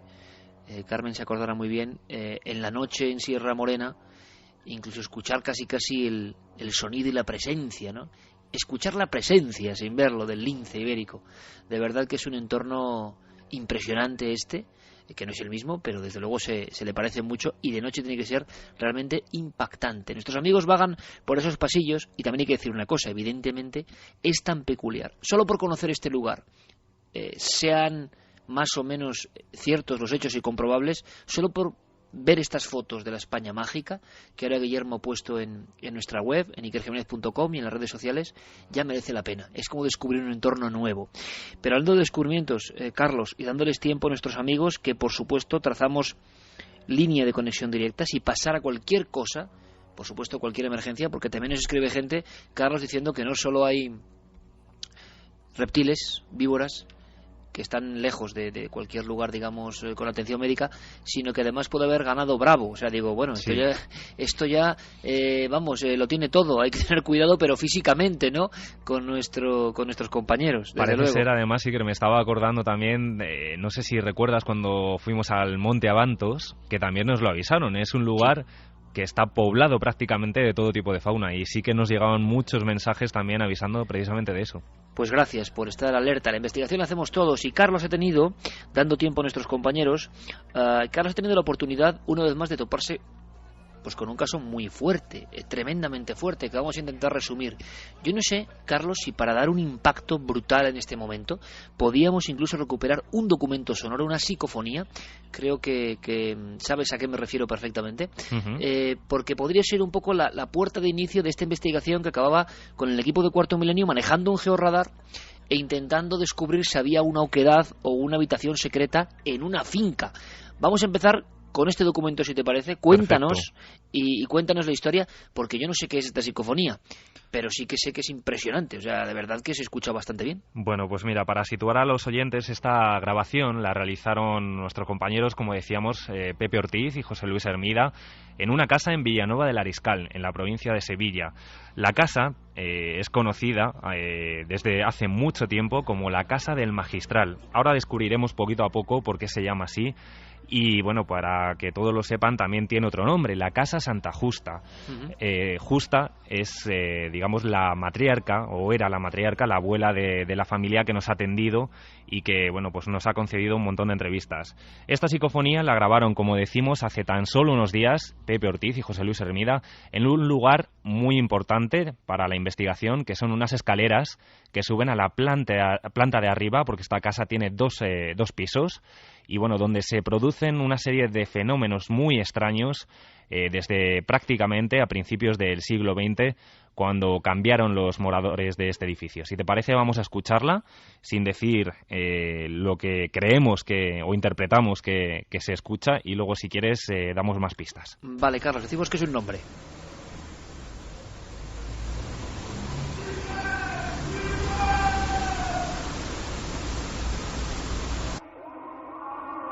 ¿Está la voz repetida 2 veces, me imagino, o es así exactamente? Está repetida bueno, precisamente. Es un alarido tremendo. ¿El lugar está cercano a entornos donde alguien pueda gritar de esa forma? ¿Pasan coches? No sé cómo explicarlo, porque es que es muy clara. Tiene ese tono típico tan sórdido, ¿no?, de algunas psicofonías. Tiene ese tono, pero es que es clarísimo. Pues lo cierto, Iker, es que es un lugar que está apartado del pueblo. El pueblo de Villanueva del Ariscal pues es un núcleo que es pequeño relativamente, aunque sí que ha crecido en los últimos años. Y esta casa, como decimos, se construyó en 1906. Antiguamente, solo un único camino llevaba a esta casa y estaba aislada. Actualmente se encuentra ya unida a otros chalés nuevos de nueva construcción, pero está totalmente abandonada, está apartada al final prácticamente del pueblo, y es lo que precisamente nos ha llamado la atención, que justamente cuando grabaron, nos lo contaba tanto Pepe como José Luis, lo dejaron todo prácticamente cerrado y con un silencio que allí no pasaba absolutamente nadie, y en toda la grabación, que duró prácticamente 1 hora y media, 2 horas, no se escucha ningún ruido, algún ruido de algún coche que pasa por ese camino, pero no ninguna voz. Y esa voz además parece que tiene como reverberancia, que tiene como eco, como si estuviera en la propia casa, y nadie se podía haber colado. Dice un nombre que nosotros interpretamos. No digas. Vale, quiero volver a escucharla, por favor. Vamos a ver si Yeray nos puede poner de nuevo el documento, porque ahí hay alguna psicofonía de este tipo, en plan grito o alarido. Tiene algo. Yo no sé qué tiene, pero a mí cuando lo escuché por vez primera me impresionó, sinceramente. Ahora, es alguien que se mete en la casa y grita, aunque no es un grito directamente al micrófono, es un poco más lejano. Repetido 2 veces, muy unido, pero desde luego esto no es un error en la audición. Está clarísimo el sonido. Ahora hay que saber qué es. Ocurre en esa casa del crimen y en esa casa del georradar.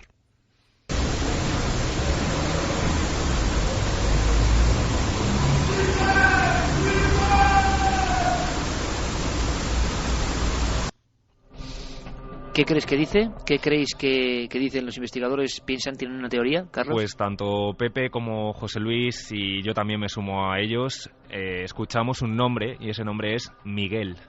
Miguel, escuchamos de nuevo, a ver si la pareidolia auditiva da su efecto o no, si alguien, pues digamos, se reafirma en lo que había escuchado por vez primera, en lo que había llegado a su cerebro, o ahora cambian de idea, ¿no? Y esto nunca se sabe si está bien o no, pero es lo que piensan los investigadores locales, Pepe Ortiz, José Luis Hermida, esos buenos compañeros, sabuesos, veteranos y que siempre están al cabo de la calle y siempre con magníficas aportaciones, y lo graban ellos directamente, y desde luego me parecen gente de absoluta confianza. Que pueda ser un error, que pueda ser no sé qué, pues no lo sé, pero dirá Miguel. Escuchamos.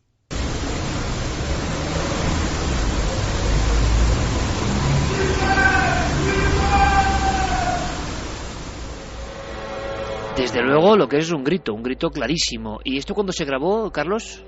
Pues esto se grabó hace unos 15 días aproximadamente. Hace unos 15 días tan solo. Sí, porque fue unos días previos a cuando acudimos allí para grabar en la casa, para el programa de televisión, para Cuarto Milenio. Ellos fueron previamente, precisamente porque miembros de la familia, hace unos cuantos años, hicieron también una grabación psicofónica por todo lo que estaban viviendo en el mismo punto, en la escalera, y lograron también conseguir resultados, tintineos de relojes como antiguos, como carrillones, voces, conversaciones que prácticamente no se entendían, y justamente intentaron reproducir la misma investigación particular que había hecho la familia, y consiguieron esta voz. En toda la grabación no se escucha prácticamente nada más. Carlos, ¿qué conexión puede haber con la realidad de un Miguel en ese entorno, con la historia de su supuesto crimen? Cuéntanos. Pues indagando, nuestros 2 amigos sí que lograron sacar ese nombre o relacionarlo con una persona que podía haber vivido en la casa. Se trata de un antiguo encargado de la finca que se llama Miguel Nevado, y del cual también incluso se ha conseguido documentación, porque allí cuando estuvimos en la casa todavía, aunque está en un estado prácticamente en ruinas, la familia sí que la conserva. Y bueno, pues hay objetos, hay muebles antiguos, incluso hay un baúl muy misterioso de un personaje que vivió en torno a 1906-1910, que se relaciona con un crimen. Y bueno, mira, por ejemplo, tenemos un corte precisamente de Pepe que nos aclara un poco más acerca de este personaje, de Miguel. Tuve que investigar también a ver si en esa casa había vivido, había prestado sus servicios a algún hombre que se llamase, o una persona que se llamase Miguel, claro está. Pues, ¿cuál sería mi sorpresa? Que allí hubo una persona, trabajador, que se llamó Miguel Nevado. Y tanto es así, que tengo en mi poder una nota de una liquidación de un trabajo de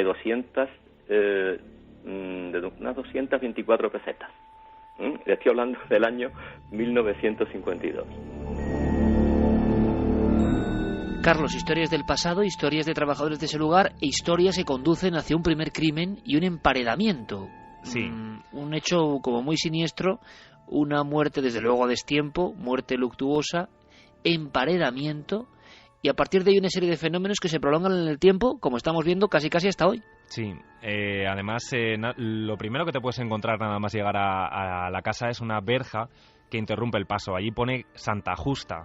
Como decíamos, es el nombre de una de las personas, digamos, de la matriarca de esta familia, cuyo marido compró la casa al anterior propietario y se la regaló como un homenaje, digamos, a su mujer.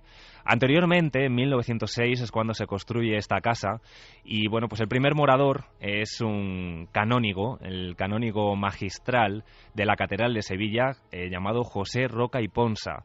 Este hombre vivía acompañado de una especie de ama de llaves, de criada, que se llamaba Dolores Sánchez, o al menos así es lo que han podido rescatar también nuestros amigos investigadores, que es como se la conocía en el pueblo. Lo cierto es que era una mujer que se relacionaba, pero pocas veces, porque únicamente iba al pueblo, como decíamos, estaba apartada totalmente la casa de lo que era el núcleo central del pueblo, pues para hacer tareas de compras, de alimentos para este canónigo. Y bueno, pues parece ser que con los años esta mujer desapareció. No se supo nada de ella en pocos días, nadie del pueblo tenía ninguna noticia. Y bueno, pues se cuenta como una leyenda, aunque sí que hemos encontrado también atisbos de realidad, de que este canónigo pues pudo un día matarla, bien por celos, se cuenta por una historia de celos o un malentendido que hubo entre ellos, y bueno, pues parece ser que decidió emparedarla viva en una bodega que había abajo en el sótano de la casa. Un sótano que a día de hoy está totalmente sellado y que es lo que hemos tratado de localizar con el georradar. En tiempo real, y esto es absolutamente increíble, pero es la verdad, o sea que la experiencia del 9J puede ser maravillosa. Guillermo León ya coloca fotografías, imágenes de la finca donde Carlos Largo ha estado investigando, acaba de llegar con todo este material, todavía en tiempo de proceso. Lo alucinante es que estos dos lugares, por un lado el barranco y el increíble monasterio de hormigón gigantesco, ese esqueleto vacío en la zona de Hornachuelos, Córdoba, también tenéis las imágenes en increaciones.com, y ahora también las imágenes de la finca El Magistral. Y son dos lugares unidos por la absoluta soledad, la pátina del tiempo transcurrido, la sensación de que hay secretos. Claro, esa idea de una mujer emparedada vuela rápida, imagino, por toda la zona de Sevilla, pero te vas encontrando, Carlos, con testimonios de personas que hablan de fenómenos escalofriantes en este lugar. Sí, precisamente lo más impactante de esta historia es que es la propia familia, muchos de los miembros de la familia que bueno, son herederos actualmente, los que mencionan que han vivido en sus propias carnes estos fenómenos extraños. Como decíamos, es el patriarca, el abuelo de esta familia, el que se la regala a Doña Justa, a la abuela de la familia, y a partir de entonces empiezan a suceder muchos fenómenos extraños, grandes ruidos, se notan presencias, murmullos, conversaciones en plena madrugada. Y por ejemplo, conseguimos hablar, sobre todo tenemos que agradecer cómo nos abrieron las puertas de esta casa para poder estar allí investigando. Podemos escuchar el testimonio de Joaquín Hinojosa, que es uno de los nietos actualmente de esta familia propietaria, y que habla de esos atronadores ruidos que hacían prácticamente notar como si la casa se estuviera cayendo. Joaquín se encontraba un fin de semana, allá por los años 70, 80, con una amiga charlando tranquilamente en esta casa, una casa a la que acudían los fines de semana y también en el veraneo, como una forma de escape de Sevilla. Y bueno, pues de repente se escucha un atronador ruido y así lo recuerda Joaquín. Empezó a sentir un golpe que atronaba la casa como si la casa fuese a caerse abajo. Entonces estos golpes, que era la impresión que a mí me daba, es como si la casa la estuviesen golpeando con una bola de acero, que la casa entera temblaba. Pues esto se repitió durante 7 u 8 veces. No volvimos a cruzar palabras entre nosotros Y rápidamente recogimos todo lo que teníamos en la casa y nos fuimos. Yo no tenía en ese momento la valentía de ir a por las habitaciones de la casa viendo dónde procedía el ruido. Lo que sí puedo recordar es que aquello no era un golpe que lo pudiera dar una persona. Tenemos que agradecer, Carlos, una vez más la deferencia. Son los herederos de este lugar con secreto y quizá con crimen, quién sabe. Y además las paredes, ¿no? Las paredes como si fuesen señal de algo que ocurrió sangriento al otro lado de ellas, quién sabe. Hay más fenómenos, hay más testimonios y los has grabado. Sí, además hay que insistir que este fenómeno, por ejemplo, como si la casa se fuera a caer, como si hubiera prácticamente un terremoto, no solo lo ha vivido Joaquín, también lo ha vivido Pablo, que es otro de los nietos, y lo recuerda además cuando era pequeño, que incluso su padre llegó a subir a la planta de arriba pensando que había ladrones y, bueno, para su sorpresa, se encuentran que todos los muebles estaban en su lugar y prácticamente nada se habían movido. Pero, sin embargo, lo sentían así, como un auténtico terremoto, como si la casa se fuera a caer encima de ellos. Y el típico arrastrar de muebles y la sensación de que o la casa se cae o la casa, siendo ya un poco románticos, ¿no?, como esta noche, un poco digno de Edgar Allan Poe, la casa estuviese gritando su secreto, ¿no? A mí me recordaba mucho la casa Iker, estableció un paralelismo, prácticamente esa oscuridad, ese aspecto tétrico, la casa de la película de Los Otros, ese aspecto, digamos, muy, muy negro. Y fíjate, hablábamos de presencias, incluso la madre de Jaime Hinojosa, que es el hermano de Joaquín, es otro de los nietos de la familia propietaria, también llegó a escuchar de madrugada una conversación entre dos personas que no llegó a entender, pero fue en plena madrugada cuando bajó a beber un vaso de agua y bueno, pues se lo comentó al día siguiente a sus hijos prácticamente desencajada. Jaime también fue la última persona que ha dormido de noche en esta casa, como decimos actualmente se encuentra en un estado, bueno, pues prácticamente en ruinas, y también tuvo una experiencia que nos va a relatar él mismo. Ahora le escuchamos. Yo soy la última persona que ha dormido solo en esta casa una noche entera. Y la verdad es que no lo he vuelto a hacer, porque aquella noche, cuando intentaba conciliar el sueño, noté una presencia en la habitación, como era el sonido de una respiración que no me dejaba dormir. Por mucho que intentara abstraerme de lo que estaba escuchando, no podía, hasta tal punto que me tuve que levantar de la cama, mirar en los armarios, mirar en un hueco que hay debajo de la escalera, incluso salí fuera de la casa. Diferentes miembros de una familia, los herederos, diferentes generaciones, hablando con claridad absoluta. Otro de los testimonios, decías, Carlos, que impresionante, ¿no? Y tiene mucho que ver con el mismo fenómeno que ocurre dentro de ese otro punto de investigación de esta noche, ese monasterio.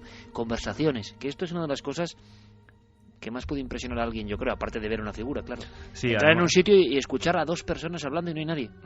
Lo más curioso es que también nos hablaban los propios herederos y también, bueno, Pepe y José Luis lo han podido constatar, de grupos de jóvenes que han saltado esa valla y que se han metido en su interior en ocasiones y han salido despavoridos, e incluso el testimonio de unas jóvenes hace aproximadamente 5 años que entraron, vieron un piano que también lo pudimos ver tocando solo, y no solo eso, candelabros, luces que aparecían como fogonazos de luz, y lo que más puede poner el pelo de punta, que es la visión de una mujer vestida de luto y un hombre como un campesino que la acompañaba y que se dirigían hacia ellas diciendo que se marcharan de allí, que por qué estaban allí.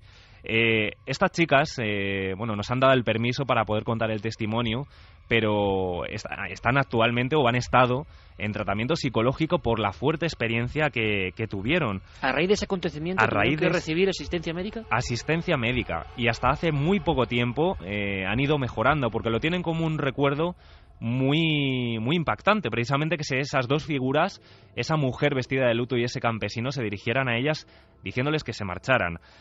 También incluso hemos podido hablar con José Antonio Castillo, que es un hijo también es el hijo de un encargado que había en la finca y que nació y creció, se crió allí en la Casa Santa Justa, la casa del magistral. Él también ha sido testigo de movimiento de objetos en la planta de arriba, una planta en la que también nosotros intentamos en la investigación probar, digamos, si se producían fenómenos. Llevamos a perros de rescate, esos perros que además tú conoces porque pertenecen a un grupo que nos acompañó también en Belchite y que se comportaron de manera muy extraña en las habitaciones de la planta superior. Pues bien, José Antonio Castillo nos habla de unos movimientos, de una mecedora, de una butaca y de una cuna que actualmente también están en la casa. Yo subía arriba, porque a mí siempre me ha traído la parte de arriba, y yo había veces que subía y esa butaca la veía moviéndose junto a la cuna de metal que había allí. Y claro, a mí me extrañaba porque allí ventanas cerradas, puertas cerradas, y que se moviera la mecedora. Y yo algunas veces pues, la tocaba, la dejaba quieta, me daba la vuelta para subir la escalera o para subir a la otra parte de arriba, y empezaba otra vez la mecedora a mover. Acaba de nombrar este hombre nombres, apellidos, testimonios, un arquetipo absolutamente clásico y que espanta bastante, ¿no? Y que las películas incluso nos han contado una y mil veces, una mecedora. Lo curioso es que estas personas son valientes y hablan, pero en cuántos inmuebles de este tipo pueden ocurrir cosas similares. Yo creo que el colofón, aunque seguimos investigando, es tiempo real, se está investigando ahora mismo de alguna manera, es descubrir ese hueco, ese lugar, ese secreto donde pudo estar enterrado este cuerpo del crimen, legendario o no. Por eso, ahora entendéis, amigos y amigas de Milenio 3, llevamos el georradar, no solo los perros, sino el georradar. Y lo que podemos decir, que no sé si se puede decir a estas horas o no, Carlos, es que el hallazgo es, vamos, puede ser casual, pero sorprendente, ¿no? Sorprendente desde luego, porque como tú decías, esta historia sí que era conocida en el pueblo de Villanueva del Ariscal.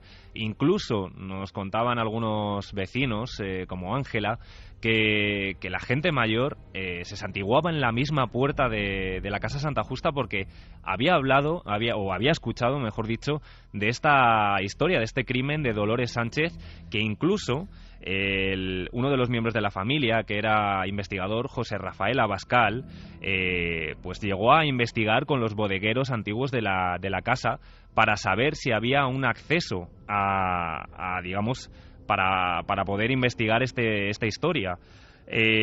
También incluso amenazaban a los niños pequeños con encerrarles allí en la casa del magistral.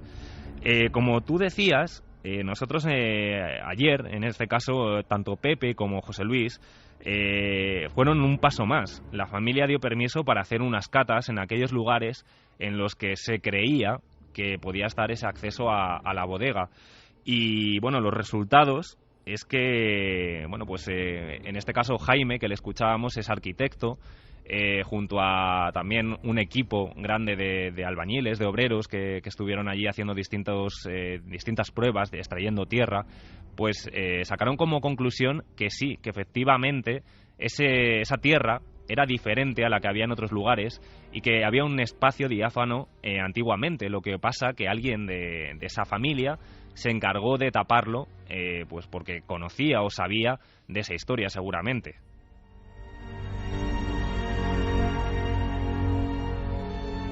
La leyenda la unimos al georradar, y el georradar encuentra una zona, un espacio apelmazado con otra tierra, quizá porque ahí está el secreto, ¿no? Nosotros vamos a seguir investigando, desde luego. Son solo unos trazos de lo que ha ocurrido esta semana, estos días. Andalucía, 2 historias paralelas, la finca El Magistral, casi nada, con todos los componentes clásicos y personas que valientemente hablan. ¿Y qué estará ocurriendo ahora mismo en Córdoba? ¿Qué estará ocurriendo en ese gran seminario abandonado? Los 3 incendios, las diferentes muertes, la leyenda, la desgraciada historia de un investigador que se abrió al misterio por vez primera con esta expedición y luego pereció. Javier Pérez Campos, compañero, ¿me puedes escuchar? Hola, Iker, te escuchamos ahora perfectamente. ¿Dónde estás? Pues nos hemos adentrado en las entrañas ya del monasterio y desde luego están pasando cosas. No sabemos si con explicación o no. ¿Están pasando cosas? Sí, los famosos detectores, ¿no?, de movimiento que nos acompañan en muchas investigaciones. Ha saltado uno que tengo aquí en un estrecho pasillo del monasterio. Ha saltado hace unos 5 minutos. después de haberlo puesto hacía rato, y coincide casi porque bueno, ahora mismo en este momento el compañero Manuel Delis está en la iglesia del edificio, a la que no podemos acceder por teléfono porque no tenemos cobertura, pero él estando allí parece que ha escuchado, y creemos que lo ha registrado porque tiene 2 cámaras grabándolo constantemente, un sonido de arrastrar de tejas justo encima de la iglesia. Y ese sonido, Iker, lo hemos escuchado anteriormente de 3 personas también del equipo cuando acabamos de llegar prácticamente al monasterio, estaba lloviendo, y estando en la entrada, en una especie de patio con 4 ventanas en el piso superior, hemos escuchado también no un sonido de un caminar de algún animal, hemos escuchado casi como un arrastrar de escombros encima de nuestras cabezas. Sabéis que estáis solos, ¿no? Habéis comprobado un poco, habéis perimetrado la zona, no os ha acompañado nadie ajeno, nadie que haya podido aproximarse al lugar después de escuchar esta conexión con Milenio 3.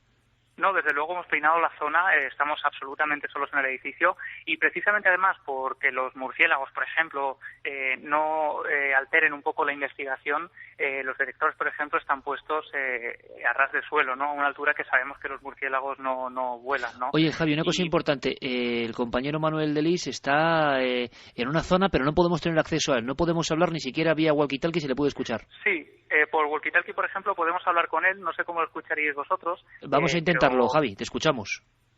Venga, perfecto, vamos a intentar hablar con Manuel a través del walkie. No sé si lo vais a escuchar, vamos a proceder. Manuel, ¿me escuchas?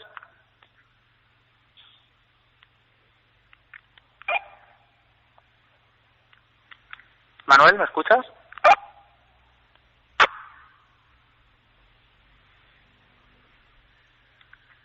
Estamos intentando dar con él ahora. ¿Él está en un lugar muy apartado de ti, Javi, en este momento? Sí, está a varios metros. Mira, ahora mismo lo tenemos. Escuchamos. Manuel, ¿nos escuchas ahora mismo?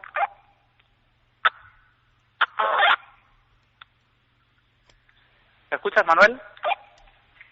Sí, yo creo que os oigo. Pregúntale, Javier, perfectamente, pregúntale, no sé si me escucha directamente o si no se lo preguntas tú, Javier, en esta conexión triple en mitad del lugar. Él está en la cripta, en la iglesia. ¿Qué es lo que ha pasado? Que nos cuente, por favor, en primera persona, ¿qué ha escuchado? Manuel, ¿nos podrías contar un poco qué es lo que acaba de pasar en la iglesia ahora mismo? Pues hace un momento se han escuchado arrastrar como los escombros del bloque de al lado. Es lo que te creo, tengo justo al lado, hay como una escalera y como tal hace un rato escuchamos como unos escombros arrastrarse como si algún animal los moviera, un animal grande. Pues ahora mismo da esa misma impresión.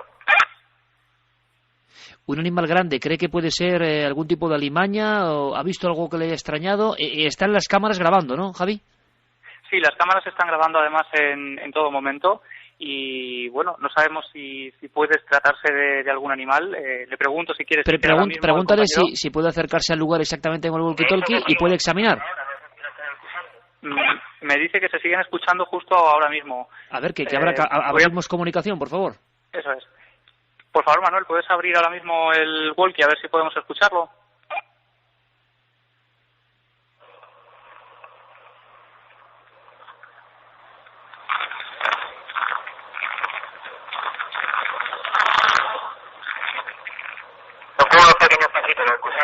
Hemos escuchado algo, pero ¿son tus propios pasos?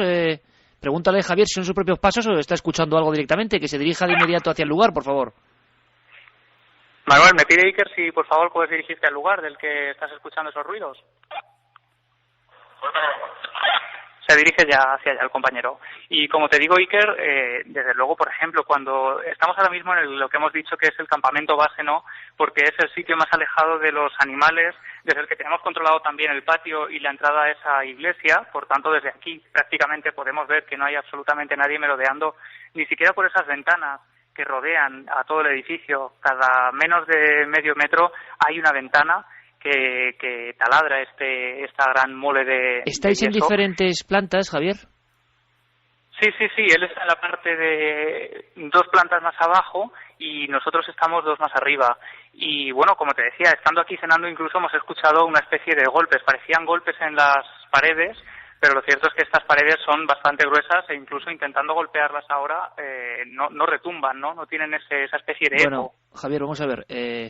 Ahora estoy seguro que me mataría toda la audiencia si yo dijese que gracias por la investigación, por la conexión y que continuamos con otros temas, pero evidentemente hay que dar paso a los compañeros de las noticias. Yo no sé qué está pasando, pero tenemos que contarlo. Así que mantenemos abierta, por supuesto, la línea de investigación, las noticias, y volvemos en Milenio 3, en esta noche de investigación en vivo.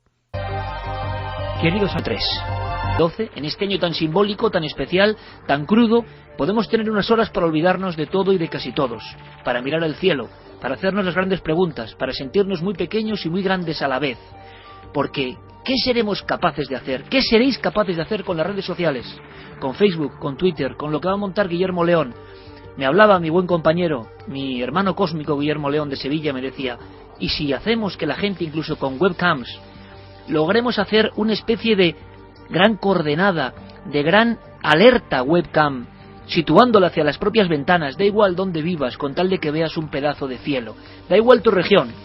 Habrá en muchos puntos amigos de este programa, amigos de toda la vida, amigos que con el mismo entusiasmo, la misma pasión, la misma forma de sentir las cosas, estarán en algunos lugares, cerca del mar, cerca de la campiña, cerca de la llanura, en las montañas, y en esos lugares podréis acudir, siempre con el respeto, siempre con ese anhelo, siempre con la forma de ser que habéis demostrado a lo largo de 10 años. ¿Qué mejor forma, amigos, pienso yo, de celebrar eso? Una década en la radio ininterrumpida, todos los fines de mi semana con vosotros, una larga labor, y os queremos agradecer toda esa compañía. ¿Y cuál es el clásico? ¿Cuál es la forma? ¿Cuál es la manera? Pues una alerta OVNI. A mí me parecía algo, sinceramente, que quizá ya, haciéndolo una vez, ¿para qué repetir? Y pasaban los años, y la gente nos decía, Iker, ¿cuándo una alerta OVNI? Pues quizás sea el momento, pero va a ser, os lo aseguro, todavía mucho más auténtica. ¿Más auténtica? Pues muy sencillo, imaginaos que cualquier persona, por ejemplo, Enrique Chazarra, que estará en el balcón de La Rioja, en el puerto de Herrera, en Álava, observa algo, con la gente que está allí. Ese algo se puede grabar directamente con el móvil. Ese algo podemos recibirlo en tiempo real. En nuestra sede central de datos, diremos el lugar, en nuestra sede central de datos, nosotros iremos rebotando toda esa información. Y los tentáculos del mundo, los tentáculos de la red, la radio, la red y las redes sociales unidas, emitirán y harán eco de esa información. Podremos veros de alguna forma en esos lugares. Podremos saber cómo está la noche en ciertos sitios. Podremos comprobar con nuestros ojos en un experimento multimedia, yo creo que jamás realizado, si hay un planeta, un satélite que nos confunde, y podremos corroborar los datos. Y podremos, si hay algo anómalo, observarlo, porque esa noche del 9 de junio, decenas de miles de cámaras digitales, porque la diferencia es que hoy uno es una central informativa y puede enviar esa información, decenas, ¿por qué no cientos de miles de cámaras digitales estarán vigilando los cielos de todo el mundo, más allá de lo físico, lo tangible y lo explicable? Si esas señales pueden darse, es la noche ideal, la noche perfecta, la noche en la que más vigilantes va a haber, con los medios nunca soñados, con la posibilidad de intercambiar toda esa información en tiempo real, de cotejarla entre todos. Va a ser la alerta más común que nunca. Vamos a investigar de verdad a fondo, vamos a hacerlo entre todos. Y me diréis, ¿y dónde puedo acudir? Pues muy bien, si tú estás dispuesto, amigo o amiga de Milenio 3, tenga la edad que tengas, con tal de que poseas esa ilusión que no se haya marchitado en ti, vamos a ir dando punto por punto en las redes sociales. Toda la información la tenéis en ikerjimenez.com, como siempre. Guillermo León al mando del mundo digital. Vamos a ir dando los puntos donde esos amigos van a estar de vigilancia, esos puestos avanzados, esos puestos de corresponsalía donde podéis acudir, pero también, por supuesto, desde cualquier otro rincón. Si no podéis ir a estos sitios, podéis hacer vuestra propia alerta OVNI. Prismáticos preparados, móvil preparado y posibilidad de ponerse en contacto con nosotros de inmediato, por un mensaje, por un mail, por un muro de Facebook, claro que sí. Lugares importantes, los damos ahora mismo. Es la primera información sobre la alerta OVNI, alerta mundial OVNI en la SER 2012. Puntos de encuentro, vamos a llamarlos así, red de corresponsales amigos. Atención, por favor, tomad nota. Enrique Chazarra estará en la zona de Álava. Todos los lugares que se han elegido son especiales. Todos los lugares tienen una historia. Todos los lugares tienen un porqué. No son cualquier lugar. Puerto de Herrera, madre mía, ahí estaba yo con 14 años buscando ovnis. Puerto de Herrera, Álava, sé que Javier Sierra también andaba por ahí. Allí estará Enrique Chazarra. Alberto Cerezuela estará en la zona del Cañarete, en Almería. Luis Rodríguez Bausá estará a las afueras de Toledo. Daremos muchos más datos, mucho más precisos la próxima semana. Tomás Hijo estará en un lugar como Las Batuecas, en la provincia de Salamanca, zona ovni por excelencia, zona mítica y telúrica. Joaquín Avenza, ni más ni menos, estará con todo su equipo y todo desplegado en el desierto de los Rodeos en Ceutí, Murcia, lugar de extraños seres, extrañas huellas y no menos extraños ovnis, incluso investigados por el ejército. Diego Marañón, ni más ni menos, nuestro hombre en la red también, estará en las campas de Ucieda, en Cantabria, lugar de manifestaciones no identificadas, en esas campiñas. Allí estará nuestro amigo Gonzalo Pérez Sarrón, ni más ni menos, estará en otro punto clave, Bonal de Ibor, en Cáceres. Estamos buscando lugares donde han pasado muchas cosas y donde la gente habitualmente no acude, y donde quizá el 9J pueda pasar algo. David Zurdo estará en el Embalse del Pardo, en pleno corazón de Madrid. Habías estado tan cerca de lo desconocido. Milenio 3. OVNI 9J, con las máquinas y la ilusión preparada para la alerta OVNI del 9 de junio. Nuestro compañero Guillermo León, en breve tiempo, irá actualizando datos en todas las redes, en todas las vías de contacto, todas activadas, ya lo sabéis, la nave del misterio, en Facebook, en Twitter, el tablón de la cadena SER y ikerjiménez.com como punto epicentro faro, donde Guillermo va a ir dando toda la información junto con nuestros compañeros corresponsales en busca esa noche de luces, de misterios en el cielo. Yo puedo daros ya algunos datos importantes. Ha habido ciertos cambios. Nuestros compañeros se están moviendo para buscar lugares idóneos para la observación. Muchos preguntabais, ¿qué hay que hacer? Bueno, hay una forma en la que podéis escribirnos para decir simplemente en qué lugar vais a estar, en qué lugar vais a vigilar el cielo. Al mismo tiempo, sencillamente, podéis tener acceso a estos lugares que vamos a enumerar, donde compañeros nuestros, a veces con unidades móviles de la SER, donde se permita la señal, estarán vigilando los cielos. Simplemente es eso, mirar los cielos, con telescopio, con prismáticos, a viva sensación de la mirada, sin otro aditamento, estar con vuestro receptor de radio, siguiendo la programación de Milenio 3 esa noche tan especial. Y por supuesto, sería muy interesante con un teléfono móvil con la capacidad de hacer fotografías, vídeos y de poder enviar esa información. Nosotros estaremos en un punto de España con una central de datos, iremos dando toda la información. No va a ser Madrid, será una ciudad de España donde nos desplazaremos el equipo a trabajar para tener toda esa información, toda esa red unida, ese núcleo al que lleguen los tentáculos de toda la información que vais a ir generando. Así que si os parece, de momento anunciamos a día de hoy la actualización para el 9J, grupos, lista de corresponsales. Ahí va a haber siempre una persona de nuestro equipo que estará, si tenéis cualquier duda, si queréis estar tranquilamente observando el cielo, seguramente algunos tendréis alguna pregunta, pero en definitiva, lo más importante es estar todos en armonía, en compañía, observando los cielos. Esta noche, de 1 a 4. Y cualquier cosa que ocurra, comentarla rápidamente para que todos tengamos la información al mismo tiempo. Si los ovnis existen, que existen, lo que no sabemos es qué son, puede que aparezcan ese día, porque miles de personas van a estar unidas en esta misión. Alerta OVNI 2012 en Milenio 3, próximo 9 de junio. Enrique Chazarra, nuestro compañero, estará en el balcón de La Rioja, en el puerto de Herrera, en Álava, puerto de Herrera, un lugar de verdad emblemático, donde han pasado muchos casos. Alberto Cerezuela, en el Cañarete, en Almería. Luis Rodríguez Bausá estará en Toledo, en la zona de la ermita del Virgen del Valle, de la Virgen del Valle, en Toledo. Luis Rodríguez Bausá. Tomás Hijo, lo acabáis de escuchar, en Arapil Grande, Salamanca, que hay un cambio. Arapil Grande, Salamanca, muchas veces han sido lugares que han estado testados, donde no haya tampoco mucho problema, donde haya habido casos ovni, pero que tampoco sean lugares cuyo acceso sea peligroso, porque sabemos que luego va a haber gente que quiere estar en estos sitios. Ojo, las personas pueden estar donde quieran. Nosotros queremos tener a personas en todas partes, montes, montañas, playas, caminos. Cuantos más puntos con vigilantes, mejor, pero nuestros compañeros estarán aquí.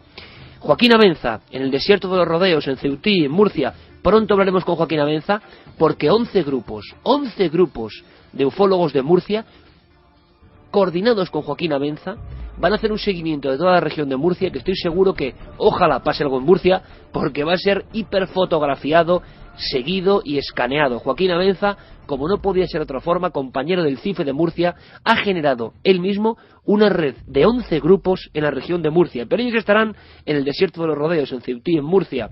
Diego Marañón, nuestro compañero, estará en la Sierra de Arnero, en el exterior de la Cueva del Soplao, ni más ni menos, en uno de los patrimonios naturales de este país. En el exterior de la Cueva del Soplao, una explanada impresionante, desde donde se dominan hasta los picos de Europa, un cielo increíble, el de Cantabria. Ahí estará Diego, con la gente que quiere acudir en armonía, siempre con ese buen sentido, a pasarlo bien en el buen sentido, a juntarse gente, personas que tienen una misma motivación y a mirar el cielo, a descubrir el cielo. Nunca lo vamos a olvidar, estoy seguro. Y si ya pasa algo, imaginaos. Gonzalo Pérez Sarrón, ni más ni menos, estará en Bonal de Ibor, en Cáceres. ¿Por qué? Pues porque Gonzalo sabe muy bien que hayan pasado muchos casos de apariciones de luces, casos de persecuciones, casos de visión incluso de seres, de figuras. David Zurdo y Clara Tahoces, ni más ni menos, estarán en el embalse del Pardo. Y esto es muy importante, porque Madrid, y esto ha surgido así por casualidad, va a ser la ruta de los embalses, de los pantanos, lugares donde han pasado muchas cosas. David y Clara estarán en el embalse del Pardo, pero es que Santiago Vázquez, ni más ni menos, estará en el pantano de la Jarosa, y Enrique de Vicente, ni más ni menos, en el pantano del Atazar. Bueno, estar con Enrique en el pantano del Atazar, con lo que Enrique sabe, y en ese lugar donde pasaron tantas cosas, puede ser fantástico. ¿Queréis más mítica? ¿Queréis más fundamento? Pues en Madrid habrá otro grupo, y para mí es un orgullo. Pablo Torres y Paco Minaya, los compañeros que hicieron OVNI Experiencia en Diario Pueblo, se me ponen los pelos de punta. Pablo Torres y Paco Minaya, compañeros de OVNI Experiencia, la gran sección de OVNIs de los años 70 en Diario Pueblo, estarán en otro lugar clave, el Cerro de los Ángeles, en Madrid, mirando a los cielos 30 años después de aquellas publicaciones. Para mí un detalle, una señal muy hermosa. Pero fijaos, y solo son datos a vuela pluma, esa noche del 9 de junio, hombres, mujeres, niños, niñas, mirando al cielo. Yo, en fin, se me está ocurriendo, ya que estoy medio fiebroso, escribir algo que seguramente sea delirante, pero yo también viví mis alertas OVNI, incluso antes de saber de los OVNI siendo un niño, y os contaré, pueden ser muy importantes.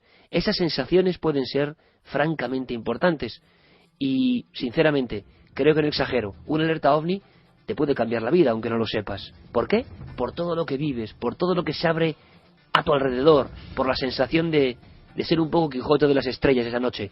Veréis, vigilantes del cielo, quiere decirse, personas que no son nuestros corresponsales, que de motu propio, a lo mejor con sus provisiones, con sus telescopios, con sus catalejos, quien lo tenga, con sus cámaras fotográficas, estén en lugares que han elegido, porque quieren estar allí incluso en soledad, pero que saben que puede acudir más gente. Cuantos más grupos, mejor. Ya tenemos confirmación de grupos en Montserrat, Badalona, Llinars del Vallès en Barcelona, Benalmádena, Málaga, Ceuta, el campo de tiro de la Lastra, en el Monte Garbi en Valencia, en Castellón en el Pico de Peñagolosa, en Orihuela, Alicante, en Guardamar, también en Alicante, en el Pico Jano de Asturias, en el Angliru, ni más ni menos en Asturias, en Oviedo, en Córdoba, en Cabra, provincia de Córdoba, en el pueblo de Gerena en Sevilla, en Core del Río en Sevilla, en Montequinto en Sevilla, en los Montes de Málaga, en Torre del Mar en Málaga, en Antequera en Málaga, en el Torcal de Málaga, en Salamanca, en la misma provincia, en la Peña de Francia, en las Batuecas, también en Salamanca. Habrá gente en el Escorial, en Arganda del Rey, en Ávila, en la Sierra de la Demanda de Burgos, en León, en Teruel, en el Monte Jaizquíbel de Guipúzcoa, en el Monte Xaxán en Pontevedra, en las inmediaciones de La Coruña, en Villalba, Lugo, en la Cañada Zadillas de Jaén, en las Hoces del Cabriel, en Alcázar de San Juan, en la zona de los Molinos. Habrá gente en la playa de los Bateles de Conil, en Cádiz, en el Castillo de Peñarroya de Ciudad Real, en las minas de Río Tinto, en el Portil, en la provincia de Huelva, en el Monte Umbe de Bilbao, en Jumilla, provincia de Murcia, en la capital bellísima Cáceres. Habrá gente en Ibiza, habrá gente en toda España, y los grupos se siguen formando, y a través de las páginas de Facebook o de Twitter van tomando comunicación entre ellos, al mismo tiempo que también iremos dando información sobre nuestros corresponsales para, si queréis, preguntarles cosas o saber dónde van a estar con coordenadas exactas. A nivel internacional, la oleada es increíble. El 9 de junio, en diferentes partes del mundo, sea día o noche, tendremos gente, vigilantes del cielo, en Santiago de Chile, en el Cajón de Maipo, también en ese país maravilloso. Habrá gente, por ejemplo, en Ámsterdam, en Quito, Ecuador, en el Templo del Sol de Caranqui, en Ecuador. Habrá gente en Panamá, en Colombia, en México, en Lima, en las Pampas de Nazca, en Guatemala, en París, en Tasmania, en Australia, en Londres, en Italia, en la Toscana, en Florencia, en Gales, en el Reino Unido, en Irlanda, en El Salvador, en las islas Hawái, en Maui en concreto, en fin, en un montón de sitios de los que iremos dando información. No hay que hacer nada, simplemente, si lo deseas, escribid para decir voy a estar en este sitio, o simplemente participando en las redes sociales, La Nave del Misterio en Facebook, en Twitter igual, La Nave del Misterio, y toda la información en ikerjimenez.com. Nuestra idea, por supuesto, transmitir todo en directo, en vivo, no solo a través de la radio, sino a través de cadenaser.com y de ikerjimenez.com, y que la información fluya, la información mítica y mágica con los medios de hoy en día. Creo que puede ser una noche inolvidable. No es que las luces sean lo de menos, porque queremos descubrirlas, pero yo creo que va a ser una experiencia que estará ahí para toda la vida. Vamos a mirar al cielo todos juntos, vamos a hacer algo extraordinario, porque no es nada ordinario, no tiene nada que ver con lo que hace todo el mundo, es algo contracorriente, y eso ya es una señal de que uno está vivo, ¿verdad? Alerta OVNI 2012, puede que irrepetible, puede que única. Os esperamos, 9 de junio.